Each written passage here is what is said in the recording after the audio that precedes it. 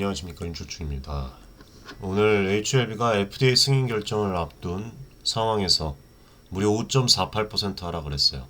아직 승인 불발 소식이 나온 것도 아닌데 왜 떨어진 걸까? 예.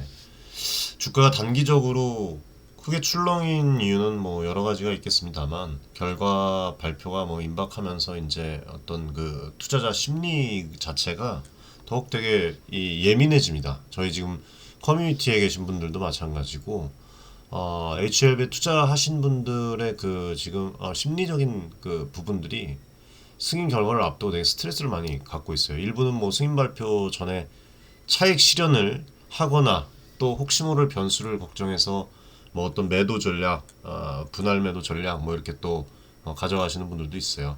사실 승인의 이 전후로 주식이 급등락이 잦기 때문에 오늘과 같은 또 하락이 나올 수도 있습니다.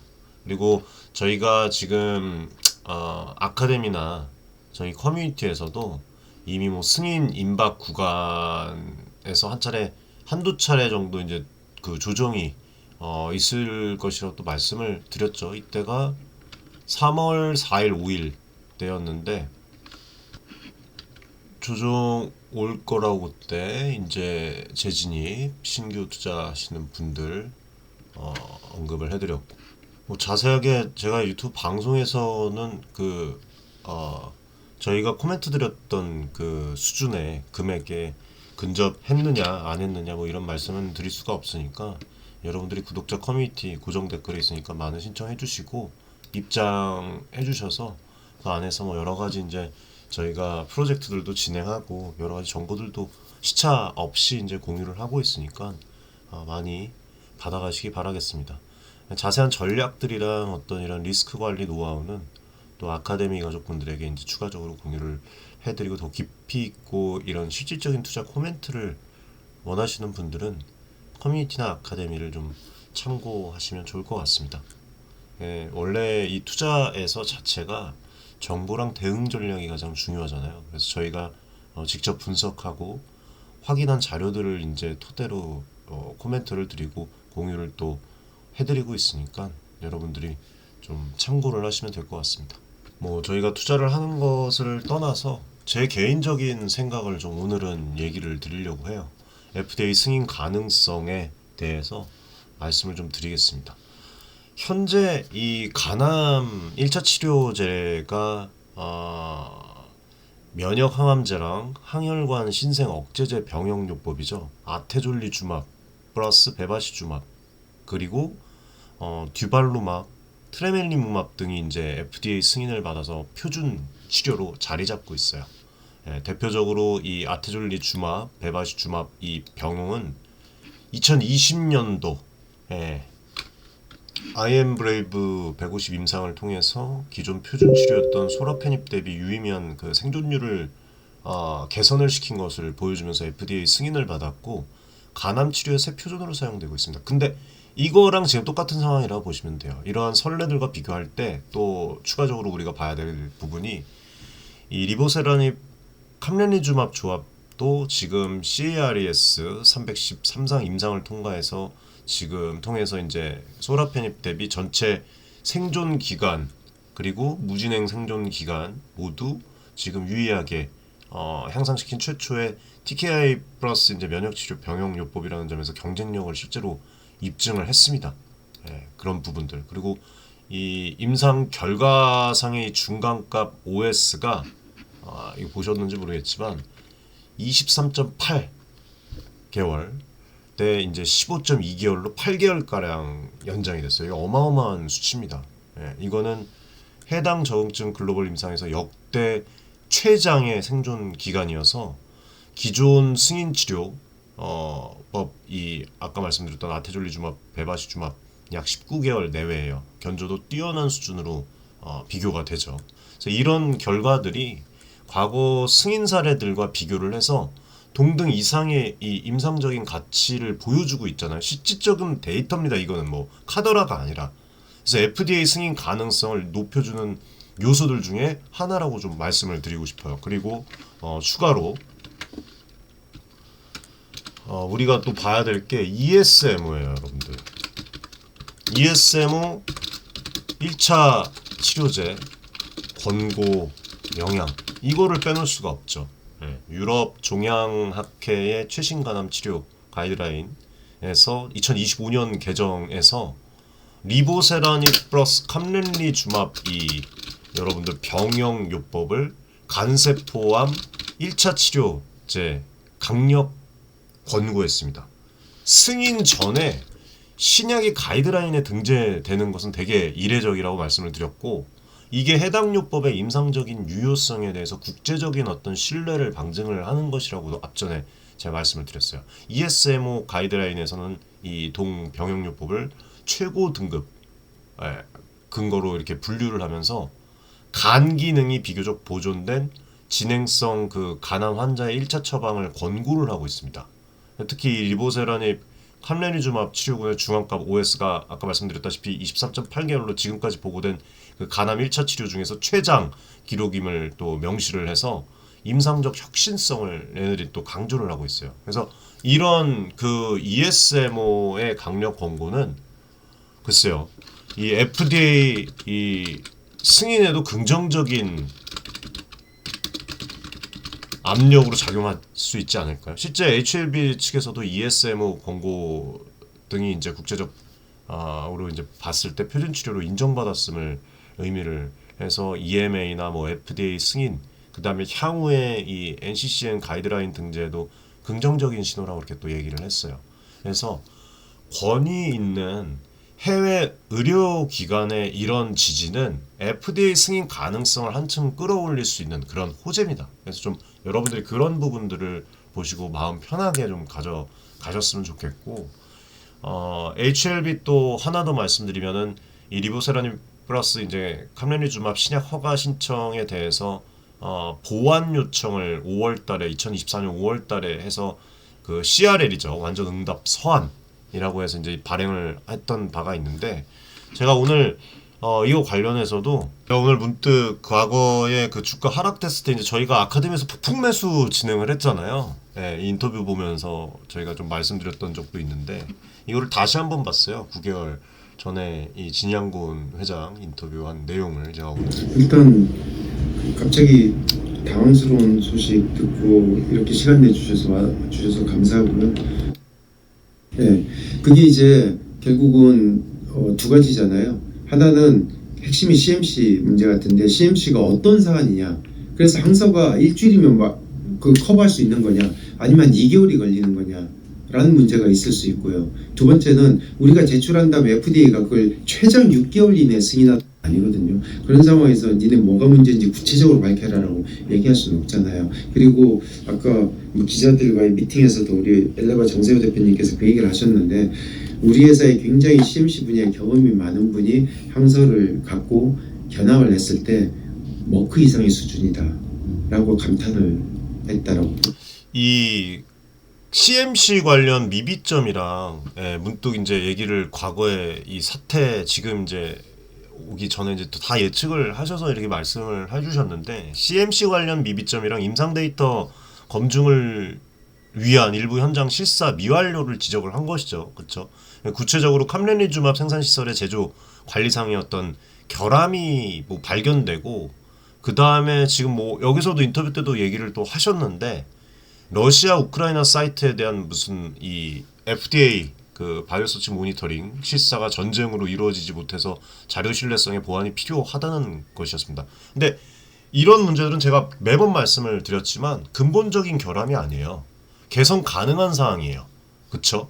HLB가 중국 이 파트너사랑 협력을 해서 제조 공정 문제를 또 보완을 했고, 2024년 9월 달에 해당 내용을 NDA를 재제출해서 FDA 접수 승인을 획득을 했습니다. 그쵸? 뭐 이런 부분들까지도 다 알고 계실 텐데, 아무튼 뭐 이 6개월 내에 이제 결론을 내리겠다고 통보를 해서 실시간 우리나라 시간으로 이제 정해진 그 기한은 3월 21일입니다. 얘네 나라는 이제 3월 20일이고, 그렇게 보고 보완 요청 사항들이 지금 충실히 해결된 만큼 이번에는 승인 가능성은 높다고 저는 생각을 해요.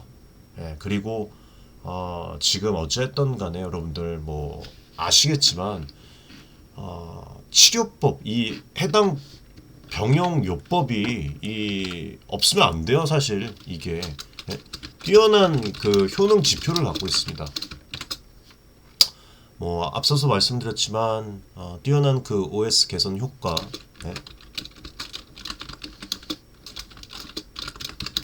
효과 탁월하고 경쟁 요법 대비 어쨌든 간에 생존 이점을 입증을 했고, 반응률, 그 다음에 뭐 질병 조절률도 앞전에 제가 이제 해외 그 자료 FDA 사이트에서 이제 분석해갖고 말씀드렸던 거 있잖아요.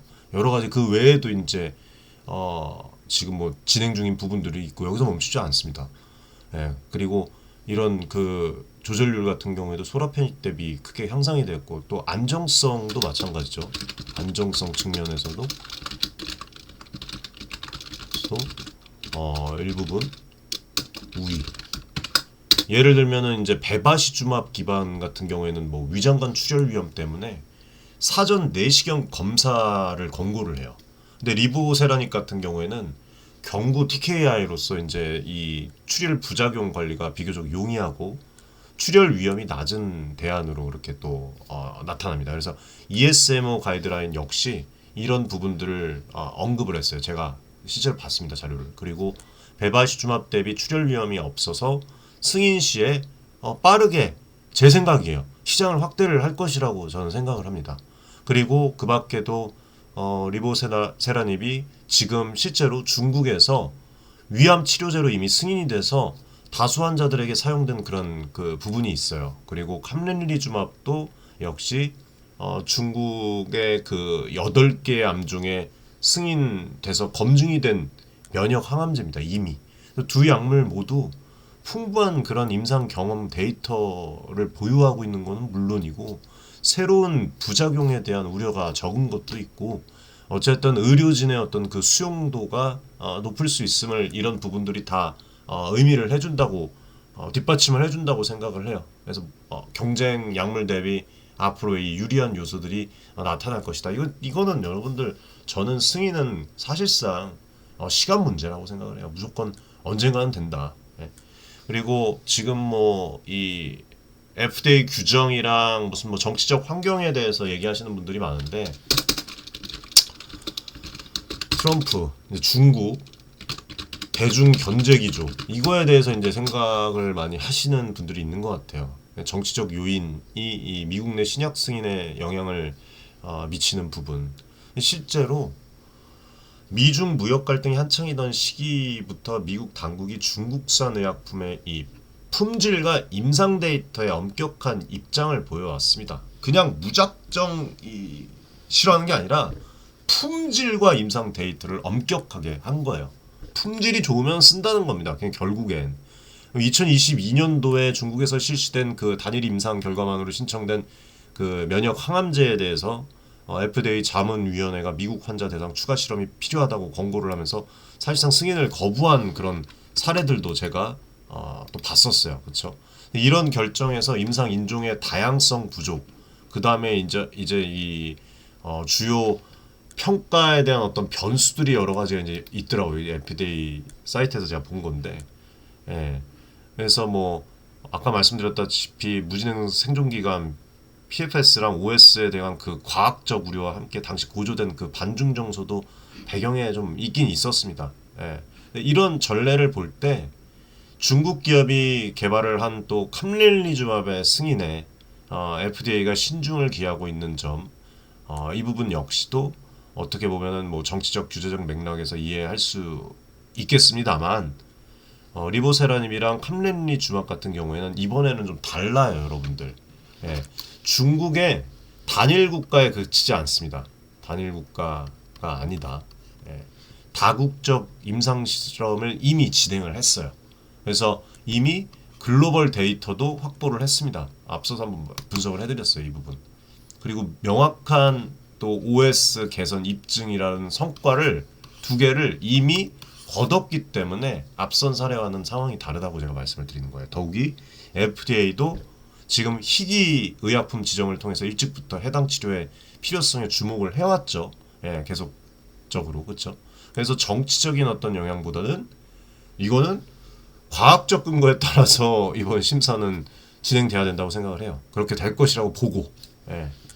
네, 그래서 뭐 여러 가지 이제 데이터를 찾아서 제가 뭐 많이 이제 공유를 해드렸는데 실제로 뭐 이런 부분들도 여러분들 보셨을지 모르겠지만 FDA가 해당 치료법에 대해서 긍정적인 신호들을 이미 여러 차례 보냈습니다. 그래서 저희가 이제 주가 4만 원대 이제 4만 몇천 원, 4만 8천 원, 5만 원대 떨어졌을 때 이제 매수 코멘트를 나와서 또 쓸어 담은 것이고 어쨌든 간에 지금 다 수익 중에 있잖아요. 새로 아카데미 입장하신 분들도 지금 또 노리고 있고 그렇게 잡아야 된다고 생각을 해요. 예. 그리고 이런 부분들을 보면 이게 개인 투자분들이 그 기사만 보고서 이제 정보를 입수를 하는데 이런 정보들을 보면 되게 중요한 정보예요, 사실. 2021년 4월 FDA가 이제 그 캄렌리주맙의 진행성 간암에 대한 그 오펀 드러그 지정을 했고 리보세라닙에 대해서도 간암 치료를 위한 희귀약품 지위를 부여를 했습니다. 이게 어쨌든 간에 이 해당 약물들이 의료적 필요성이 있다. 혁신성을 공식적으로 인정을 했다는 뜻이에요. 그리고 작년에 5월에 제출된 그 리보세라닙 플러스 이제 캄렌리주맙 NDA를 신속히 검토해서 착수를 해서 같은 해 이제 7월에 신약 신청서를 접수를 승인을 했고 비록 이제 뭐 1차 심사에서 보완을 요구를 했지만 10월에 재제출된 NDA를 다시 받아들였죠. 그래서 2025년 3월 이제 21일 기준해서 이제 PDUFA 결정 시한을 설정을 했습니다. 이러한 일련의 과정들은 FDA 내부적으로 승인을 위한 그 절차가 정상 진행 중인 것이라고 저는 생각을 하고 심각한 어떤 결격 사유는 없음을 보여준다고 생각을 해요. 뭐 되도 않는 그 껍데기만 갖고서 얘기를 하는 게 아니잖아요. 데이터가 증명을 하고 약은 효력입니다, 여러분들. 부작용이 적고 그러면은 당연히 이거는 뭐 시간 문제죠.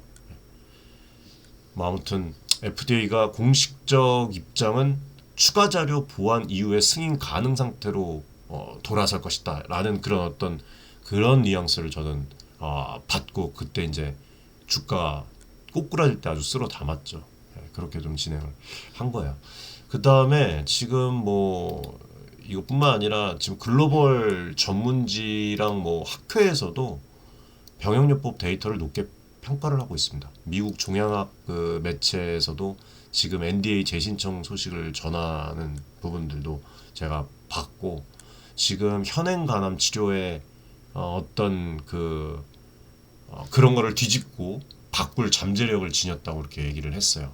예, 이 리보세라닙 플러스 캄렌리주맙이 그리고 CARES 310 임상 결과 지금 이제 기존 치료 대비 유의미한 생존 개선 그다음에 양호한 어떤 안정성 프로파일을 보였다고 또 보도도 나왔죠. 이렇게 지금 보시는 화면과 같이.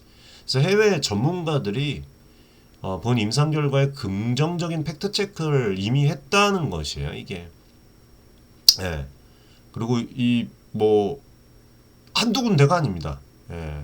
온클로지 데일리 뉴스에서도 뭐 매체에서도 마찬가지고 타겟티드 온클로지에서도 마찬가지고 여러 가지 이제 최종 임상 분석에서 역대 최장 OS 기록 23.8개월과 같은 그런 다양한 일관된 효과를 강조를 하면서 이 요법이 새로운 1차 치료 표준이 될 수 있음을 얘기를 했습니다. 대단한 거죠, 여러분들. 엄청난 것이죠. 그리고 최근에 또 이제 뉴스 나왔지만 ESMO 학회에서도 결과가 주목받고 또 간암 분야 주요 발전으로 소개가 되고 있고, 뭐 여러 이런 그 해외 전문 기관들이 의료 쪽 기관들도 마찬가지고 리포트와 논문들이 나오고 있어요. 리보세라닙 병역요법의 임상적인 가치를 뒷받침을 이걸 다 해주는 거예요. 승인 가능성에 힘을 실어주고 있는 겁니다. 이거는 뭐 팩트죠, 사실. 그리고 지금 뭐 글로벌 투자들 뭐 HLB 신약에 다 주목을 하고 있고 유럽 가이드라인 등재 소식 이후에도 또 해외 투자 기관들이 이 치료법의 블록버스터 잠재력을 또 거론을 하고 승인이 만약에 이루어지잖아요. 그러면 연매출 수억 달러 규모의 시장을 창출할 것이라는 또 그런 메시지도 제가 봤습니다. 실제 ESMO 공고는 곧 유럽의 약가 등재와 보험 채택 가능성을 시사를 하고 그리고 미국에서 승인 시에도 또 NCCN 그 가이드라인 채택을 통해서 빠르게 처방이 확산될 수가 있는 것이죠. 그래서 이게 전 세계 의료 현장에서의 상용화를 의미를 하는 것이고 글로벌 제약사들의 파트너십 관심도 앞으로 아마 더 높아질 거예요. 이후에 리보세라는 이후에 이제 뭐 비만 치료제부터 뭐 앞전에는 이제 많이 분석을 해야 되는데 더 눈길을 끌겠죠. 예. 그리고 HLB 경영진도 투자자 대상 커뮤니케이션에서 승인만 되면 곧바로 글로벌 3상 확대 등을 또 추진하겠다고 이렇게 또 계획을 밝히고 있어서 시장 확장 그런 어떤 전략이 준비되어 있다라는 것을 여러분들이 좀 알 수가 있는 것입니다.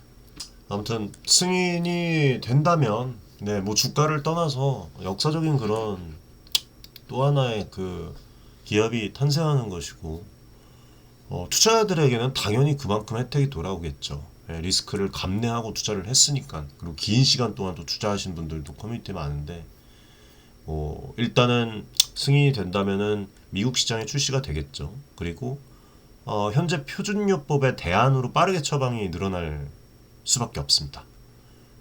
특히 이제 ESMO가 강조했듯이 출혈 부작용 우려가 낮은 장점으로 인해서 베바시주맙을 쓰기 어려운 이제 체질의 이제 환자분들에서 이제 신규 수요를 흡수를 하면서 시장 점유율을 빠르게 확대하겠죠. 참 좀 되게 매력적입니다. 그렇죠? 앞으로 어떻게 될지 좀 보면 될 것 같고 이에 따라서 당연히 HLB가 안정적인 매출을 확보를 하고 이후에 다른 부분들에 대한 이런 연구개발 단계 기업에서 또 업그레이드 시킬 것이고 상업 스테이지 제약사로 도약을 하겠죠.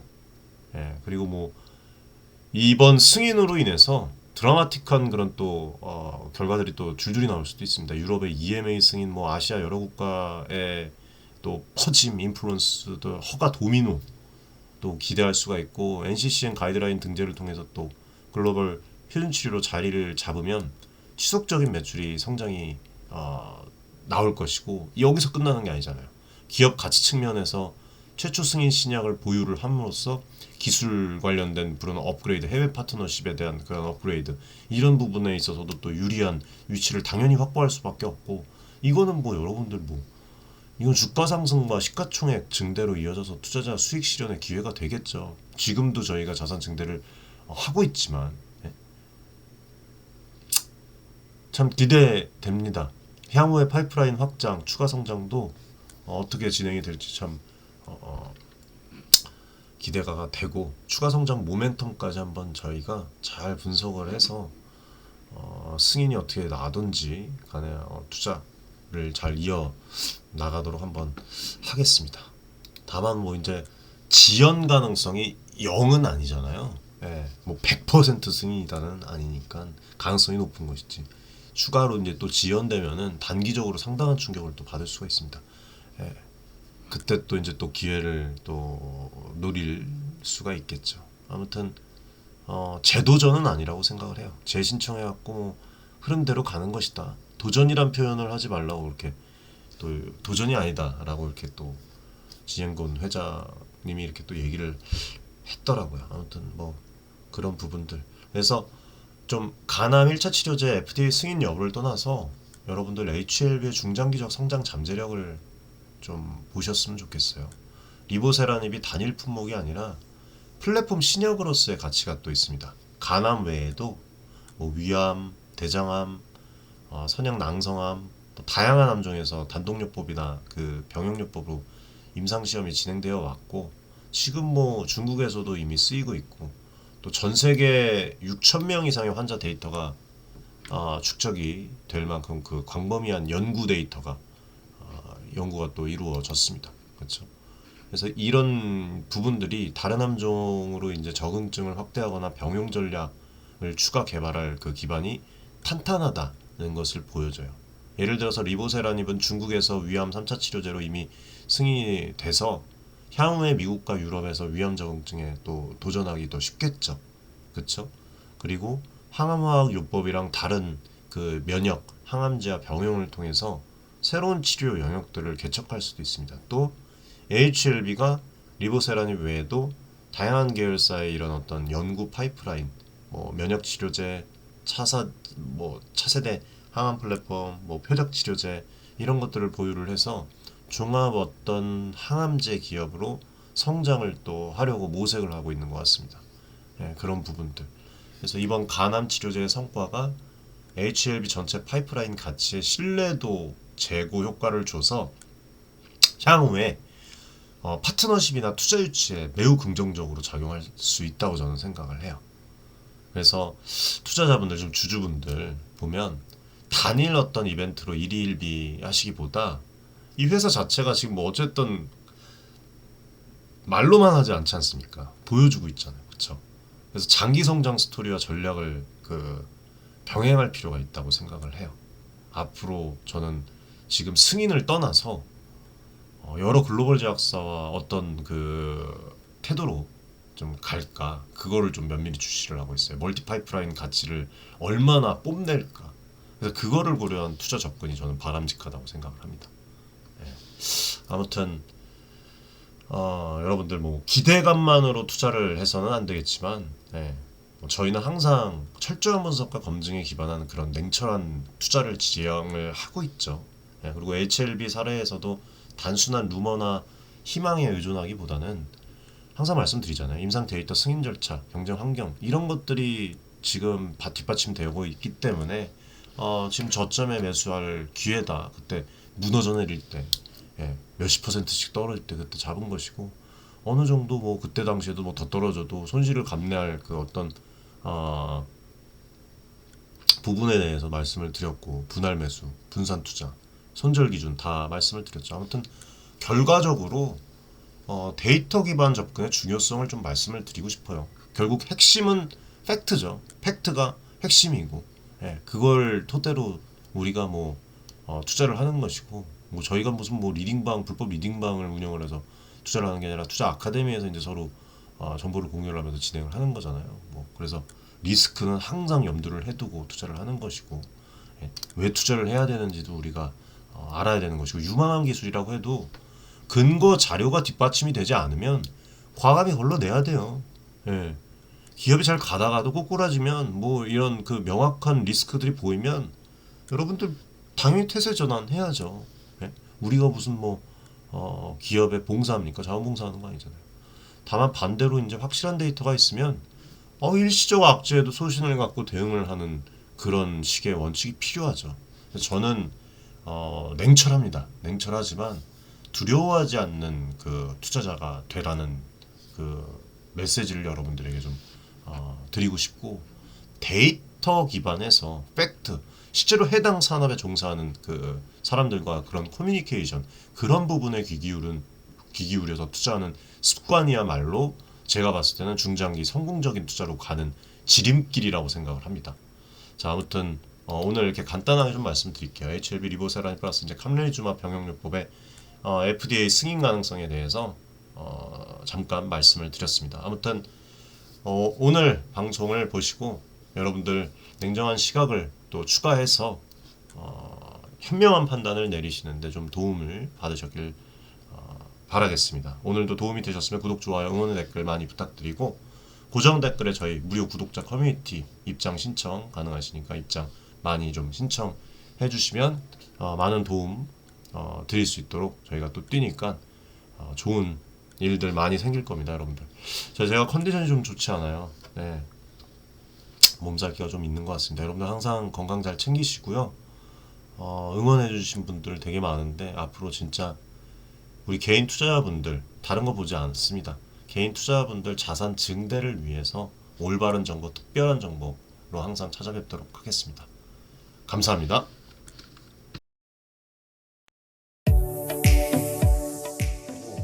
많은 지금 개인 투자자분들이 어려움을 겪고 계신 것을 잘 고민이 상당히 크실 것이라고, 투자자 여러분들을 위한 전문적인 필요한 그런 서로 간의 여러분들의 이익을 위한 조치, 우리는 이 생각이 늘 단언컨대 윤철중 기술이 좋아하고 자산을 증대를 시킬 수 있을 겁니다. 실제로 지금 에코프로 BM, 에코프로 구독자분들 여러분들과 같은 그냥 개인 투자자예요. 네, 개인 투자자고 부탁드리겠습니다. 감사합니다.